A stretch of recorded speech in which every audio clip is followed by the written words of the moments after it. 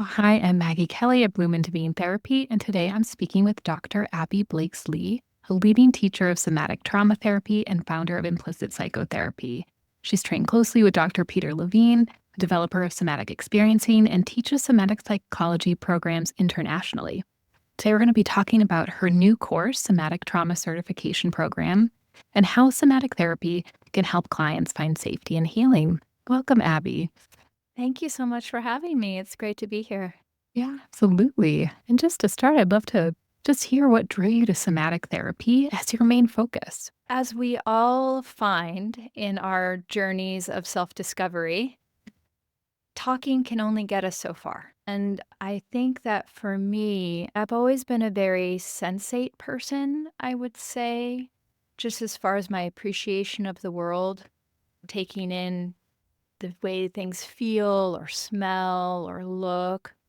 And this idea that we have these deeper dimensions of ourself and our experience. And I was a dancer growing up, so I was very muscular, skeletally attuned, we could call it. But when I started to discover the realm of sensation and my nervous system and all of the ways that it informed my life, my thinking, my behaviors, it was like a whole universe just opened up inside of me. I think very early on in my work, my study, my own experience, finding somatic work was really a game changer for how I operated in the world and also how I saw my clients being able to change. I love you say just talking, it only can take you so far, and that there's this whole world of sensory experience and ways of interacting with ourselves and each other that is so much of the body. And in your new course, how is the teachings around the body in terms of just supporting people to heal? What are the tools that clinicians will learn in this program? I will say this program was a labor of love because just like we say in somatic psychology, a lot of the time we're doing bottom up work and then we'll bring in the top down, right? So the cognitive sort of comes after we process some of that deeper information in the lower structures of the brain as well as from the body. So what I did is I did a whole bunch of volunteer session work. And then I went back, I transcribed it. It was before we had all of these wonderful AI tools. So it's been out for several years now. But I transcribed it all and then I started to look through it and deconstruct what are the skills that I'm using. It is a volunteer-led training in the sense that you see me talk about a skill set, and then you'll watch me like a patchwork quilt. You'll watch 5 minutes of me working with Rosa, and then 3 minutes of me working with Monique, and then 2 minutes of me working with Kyle. And then it'll move over to another concept. Although you actually will see all of the sessions mostly from beginning to end, they're all cut up into segments so you can see specific interventions. And I think this is one reason why this training, it's actually been incredibly successful and people love it. I loved it. Such engaging content and really being able to see the application to people in the office of how you would take an idea, a skill set, and then apply it and the different variations of what that might turn into. As we know, right, human nature is so multidimensional. So it's really delightful and interesting to watch those threads of the different volunteers progress over time. And with learning, especially with psychotherapy, we taught so much theory, but to see the actual application in the moment, in session, and to really grasp those tools, it's such an important part of learning both the art and the science. It seems like you're really breaking things down and then showing what really happens in the moment in the office. And that's a passion of mine. It's taking the ideas. Many of us have training in the sense that trauma is not only in cognition, it's also housed in the body. So we have that psychoeducation, but then what? What do you do with that? What do you do with that information? So the training itself has 3 different parts to it. The first part is really focused on some of that initial trauma-oriented work that we all need to do with our clients, which is regulation, stabilization, increasing resources, and all of the different somatic strategies, internal strategies, grounding, orienting, self-contact, gentle movement, centering exercises. So exercises like that, but then also how to pull forward moments of content when a person is feeling better, when they're feeling more alive, when they're feeling more connected, when they're looking at you and taking in that attachment connection. You can invite them to notice, how does it feel to take in my support right now? What sensations do you notice in your body? Or you might even reflect something if they can't feel internally yet. You might say something like, I noticed that your spine straightened and you brightened when you looked over at me and we talked about the support that you're feeling here.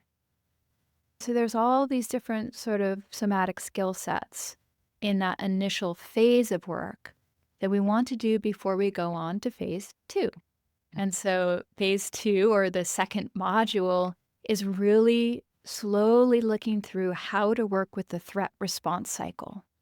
Things like somatic experiencing, sensory motor psychotherapy, trauma solutions, they're really good at taking a look at startle response, defensive orienting responses, active fight, active flight, rigid freeze, collapsed freeze, and fawning as well would certainly be in there too. So how to really specifically work through those nervous system states through movement patterns, action patterns, real specific strategies of working through freeze states, which are more challenging for most of us and for our clients as well. And then module 3 is all attachment based.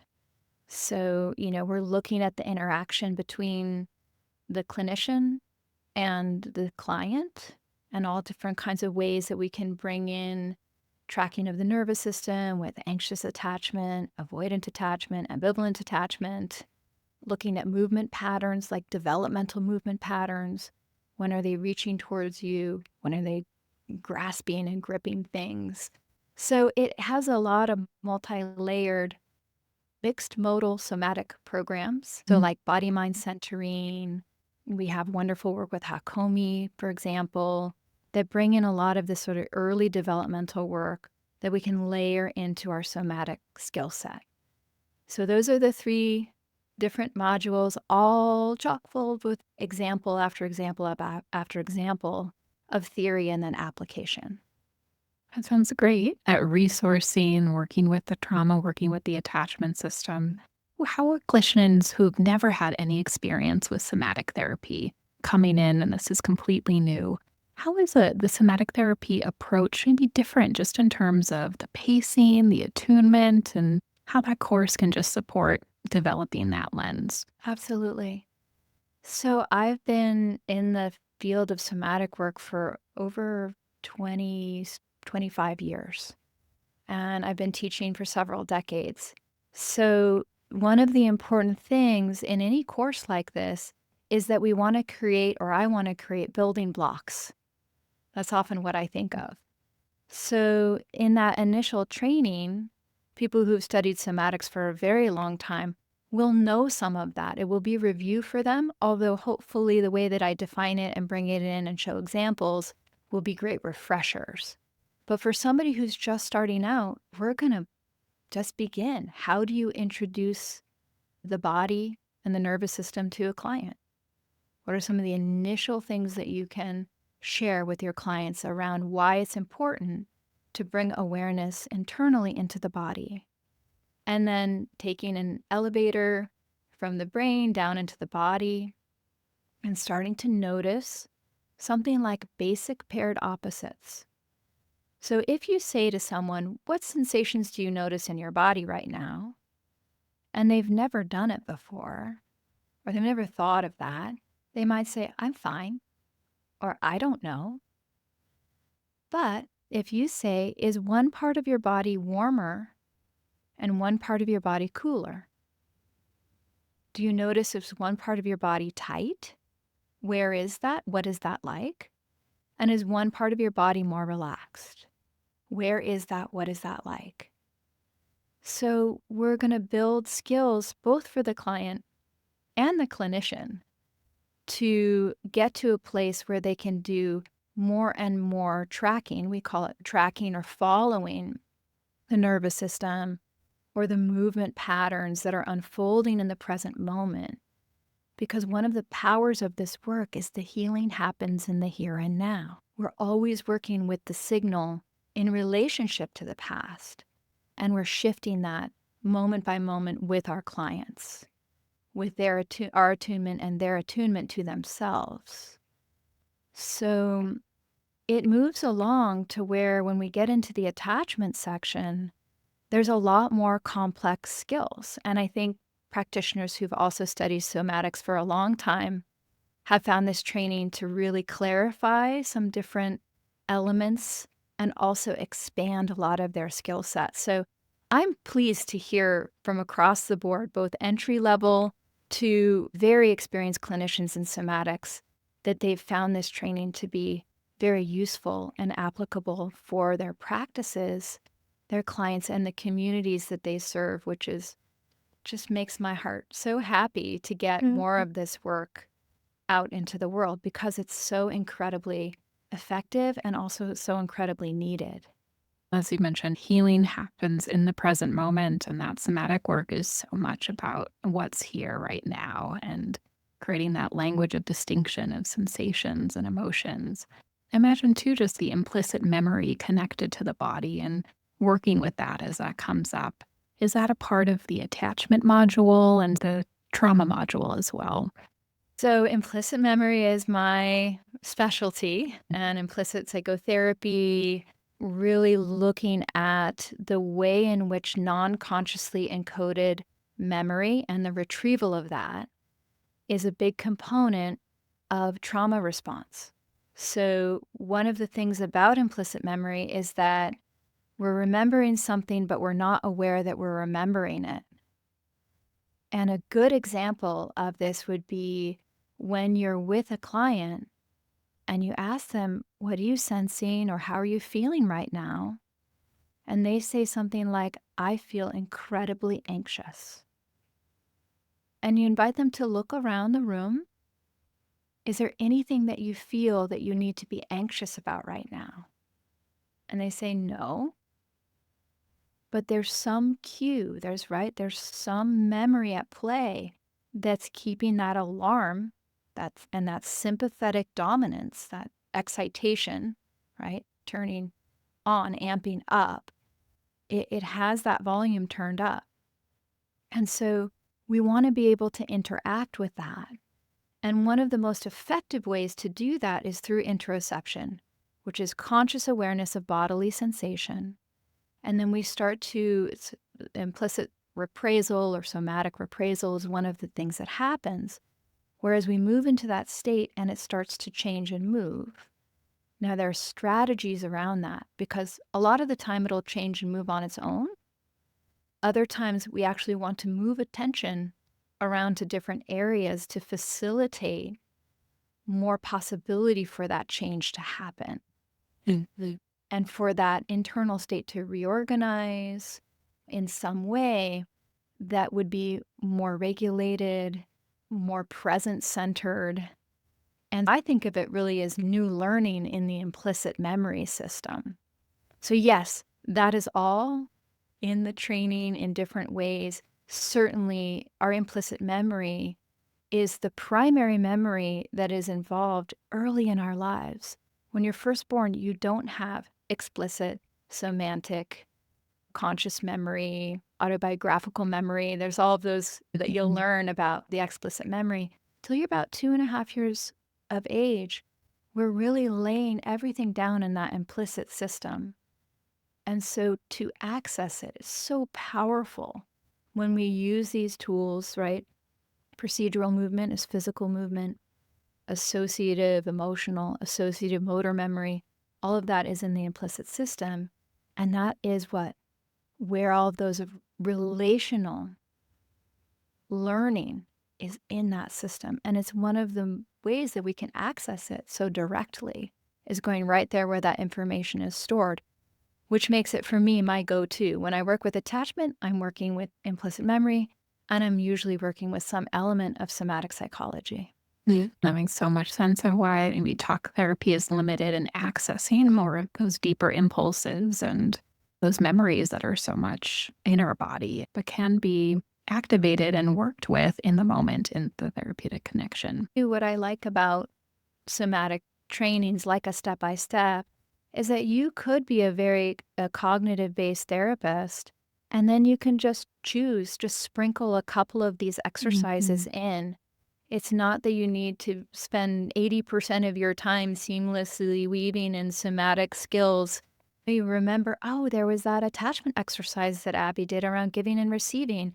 That would be really great for this client. There was that boundary exercise with the string boundary that this person had so much enmeshment in their early life. I wonder if that would be a good exercise to try. That's another passion that I have, is having these kinds of possibilities for people to offer their clients where you don't need to necessarily have 20 years of training, but they're very effective and they mean a lot to people because they can feel into what their implicit system, what their somatic being is doing, and then they can change it.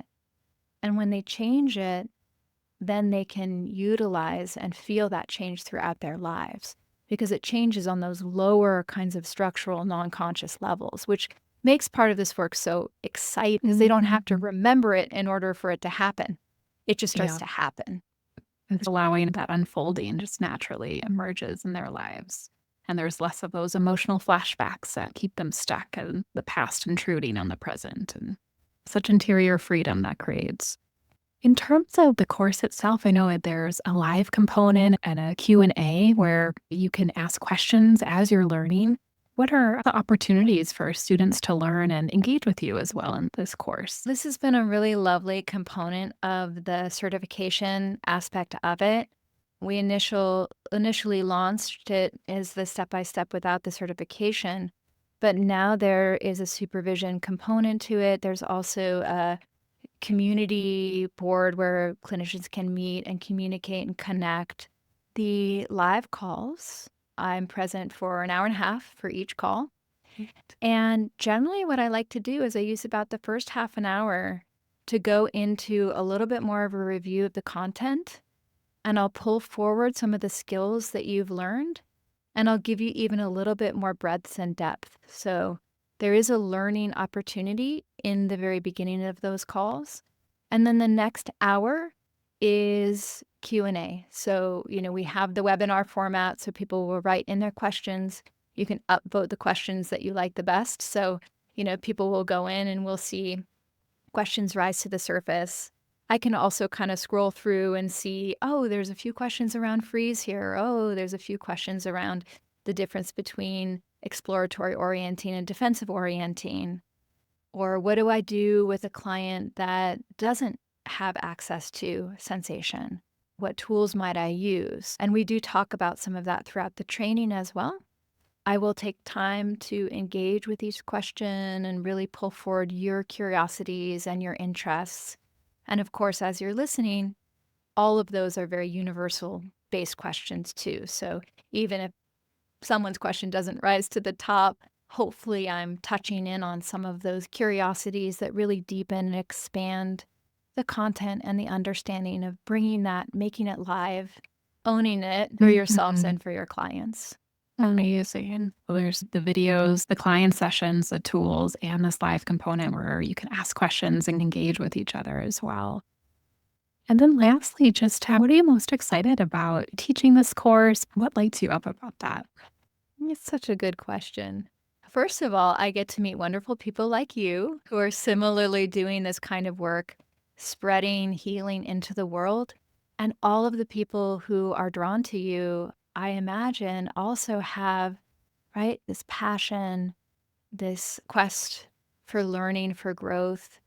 And I really believe that this kind of work, it opens an opportunity for all of us to be more of who we truly are. And as we do that, we open to ourselves, we open to our communities, and that's where deeper collective healing also can occur. So it really lights me up because we see this course selling all over the world, and it's getting into the hands of so many talented clinicians and healers from many different walks of life. And then they're bringing their passion and they're using these skills and tools for their expertise, for their own building their success, to feel good and solid in their trauma-oriented practices, for their own regulation, and then also in the benefit of their communities. So it's like a ripple effect. I also want to acknowledge all of the wonderful volunteers that shared their experiences for all of our learning.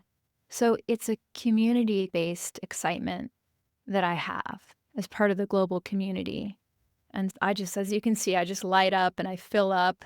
It really excites me. And I'm really happy to be here to share with you and everyone here, whether it's this course or any more of those somatic opportunities that you have to keep being a multidimensional being and growing all of those potentials that you have within yourself and within your world. Yeah, and just that global ripple effect and expansion of our inner worlds, touching the outer world. I really feel the mission when you just share that and the potential of creating healing across the globe. Yeah, and people who receive the somatic work, they may have done years and years of other work, and it is a missing key. There are many ways to heal.